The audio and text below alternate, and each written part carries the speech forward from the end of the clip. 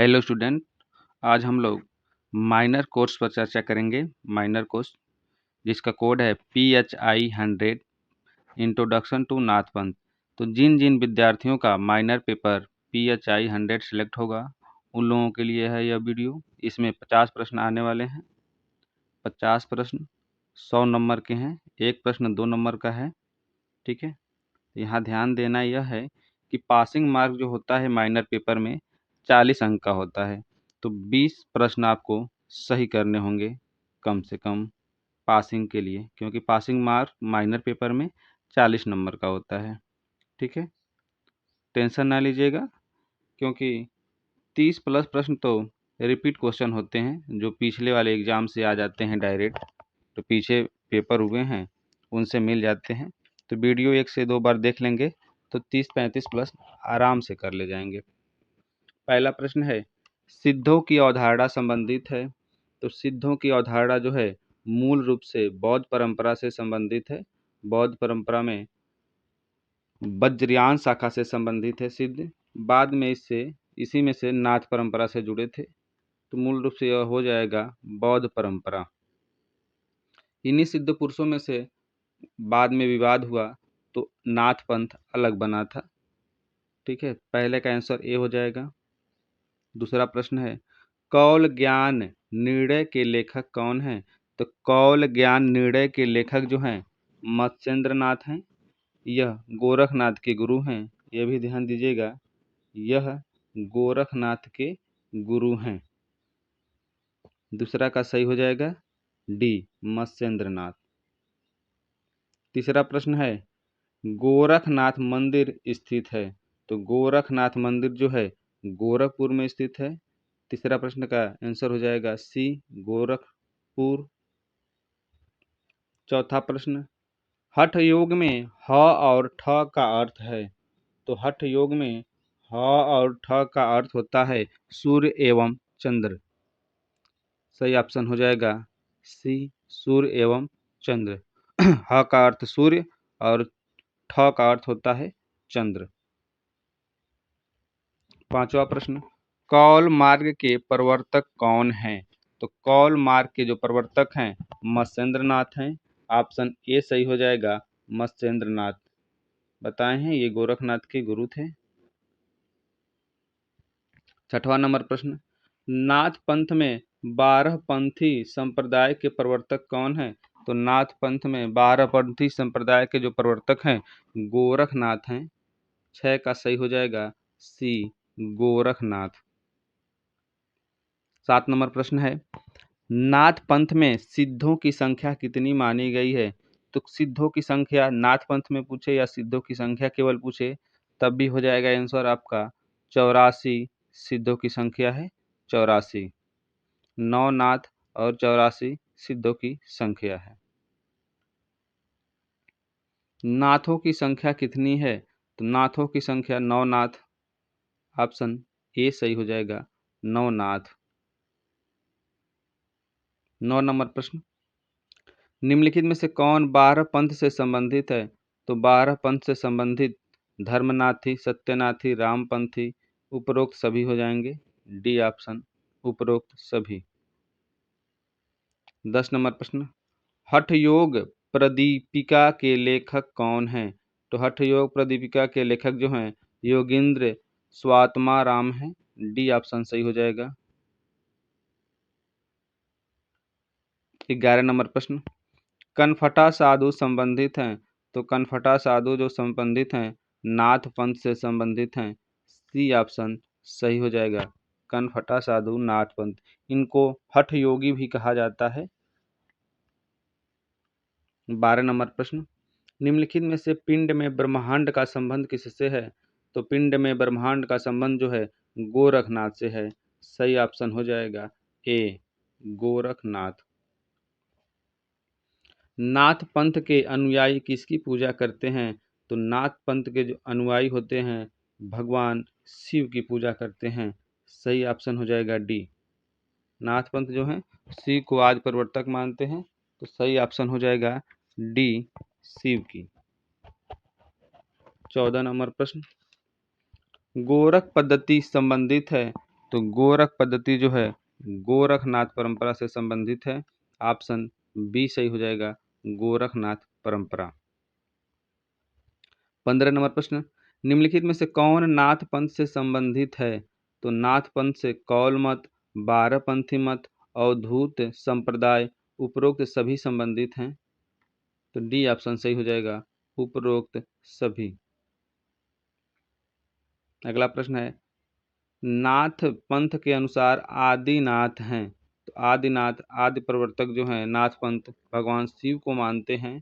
तो सही ऑप्शन हो जाएगा बी, भगवान शिव।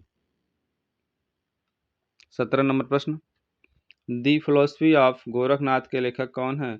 तो दी फिलोसफी ऑफ गोरखनाथ के जो लेखक हैं अक्षय कुमार बनर्जी हैं। तो डी ऑप्शन सही हो जाएगा, अक्षय कुमार बनर्जी। अलख निरंजन की अवधारणा संबंधित है। तो अलख निरंजन की अवधारणा जो है नाथ पंथ से संबंधित है। बी ऑप्शन सही हो जाएगा, नाथ पंथ। 19 नंबर प्रश्न, अमनस्क योग की अवधारणा संबंधित है। तो अमनस्क योग की अवधारणा जो है नाथ पंथ से संबंधित है। ऑप्शन बी सही हो जाएगा, नाथ पंथ। 20 नंबर प्रश्न, निम्नलिखित में से कौन एक योगी नहीं है? तो जालंधर नाथ, आदिनाथ, गोरखनाथ ये तीनों हैं, पतंजलि नहीं है। ठीक है, ये योग परंपरा से जुड़े थे। सही ऑप्शन हो जाएगा डी, पतंजलि। 21 नंबर प्रश्न है, निम्नलिखित में से कौन षट कर्म का अंग है? तो षट कर्म का अंग, षट कर्म में 6 होते हैं, 6 अंग होते हैं। धौती, नेति, नौली, उपरोक्त सभी। तो उपरोक्त सभी हैं, 6 अंग याद कर लीजिएगा। धौती, नेति, नौली, बस्ती, कपालिक और प्राटक, यही 6 होते हैं षटकर्म। 22 नंबर पर, षटकर्म की अवधारणा संबंधित है। तो षटकर्म की जो अवधारणा है योग परंपरा से संबंधित है। ऑप्शन बी सही हो जाएगा, योग परंपरा। 23 नंबर प्रश्न, घेरंड संहिता संबंधित है। तो घेरंड संहिता जो है हठ योग से संबंधित है। ऑप्शन बी सही हो जाएगा आपका, हठ योग। 24 नंबर प्रश्न, शीतली संबंधित है। तो शीतली जो है प्राणायाम से संबंधित है। ऑप्शन ए सही हो जाएगा, प्राणायाम। 25 नंबर प्रश्न, किसने कहा निर्वाण पर्वत से ऊंचा, समुद्र से गहरा और शहद से मीठा है? तो यह बुद्ध का कथन है, बौद्ध धर्म से संबंधित है यह। तो इसका सही ऑप्शन हो जाएगा बुद्ध। 26 नंबर प्रश्न, मोक्ष संबंधी बुद्ध के विचार को कहा जाता है। तो मोक्ष संबंधी बुद्ध के विचार को जो कहा जाता है निर्वाण कहा जाता है। सही ऑप्शन ए हो जाएगा, निर्वाण। 27 नंबर प्रश्न, बौद्ध दर्शन के प्रवर्तक कौन हैं? तो बौद्ध दर्शन के प्रवर्तक जो हैं भगवान गौतम बुद्ध हैं, भगवान गौतम बुद्ध हैं। 28 नंबर प्रश्न, पतंजलि योग के कितने अंग हैं? पतंजलि योग के कितने अंग हैं? तो 8 अंग हैं। इसको याद भी कर लीजिएगा, आठों को, यहाँ से जरूर क्वेश्चन आएगा। तो यम, नियम, आसन, प्राणायाम, प्रत्याहार, धारण, ध्यान, समाधि, यही 8 होते हैं। ठीक है, यम, नियम, आसन, प्राणायाम, प्रत्याहार, धारणा, ध्यान, समाधि। 29 नंबर प्रश्न है, किस दिन को अंतर्राष्ट्रीय योग दिवस के रूप में मनाया जाता है? तो 21 जून को अंतर्राष्ट्रीय योग दिवस के रूप में मनाया जाता है और इसकी शुरुआत 2015 से हुई है। 2015 में पहली बार योग दिवस मनाया गया था। 30 नंबर प्रश्न है, निम्नलिखित में से कौन एक अष्टांग योग का अंग नहीं है? आठों याद रहेगा तो आप इसमें बता सकते हैं कि कौन नहीं है। तो समाधि है, यम है, प्राणायाम है, निर्वाण नहीं है, निर्वाण बौद्ध धर्म से संबंधित है। ठीक है, तो समाधि, यम, प्राणायाम याद कर लीजिएगा। 8 अंग हैं, यम, नियम, आसन, प्राणायाम, प्रत्याहार, धारणा, ध्यान, समाधि, यही 8 अंग हैं योग के, अष्टांग योग जो पतंजलि से संबंधित है। योग दर्शन के प्रवर्तक कौन हैं? तो योग दर्शक के प्रवर्तक पतंजलि हैं, इसको याद रखिएगा, योग दर्शक के प्रवर्तक पतंजलि हैं। सही ऑप्शन हो जाएगा ए, पतंजलि। 32 नंबर प्रश्न, योग सूत्र के रचयिता कौन है? तो योग सूत्र के रचयिता जो हैं पतंजलि हैं। जैमिनी जो है मीमांसा दर्शन से संबंधित हैं और पतंजलि योग दर्शन से संबंधित हैं। पतंजलि के अनुसार योग जो है चित्त वृत्त निरोध अर्थात चित्त की वृत्तियों पर निरोध ही योग है, यह कहते हैं। अगला प्रश्न वही आ गया है, योगः चित्त वृत्ति निरोध मत है। तो यह मत जो है योग दर्शन से संबंधित है, जिसका अर्थ होता है चित्त की वृत्तियों पर निरोध ही योग है। सही ऑप्शन सी हो जाएगा। 34 नंबर प्रश्न, प्राणायाम का अर्थ है। तो प्राणायाम का अर्थ होता है इच्छा को नियंत्रित करना, बिल्कुल सही है। क्रोध को नियंत्रित करना, श्वास को नियंत्रित करना, यानी उपरोक्त सभी हो जाएगा। डी ऑप्शन सही हो जाएगा, उपरोक्त सभी।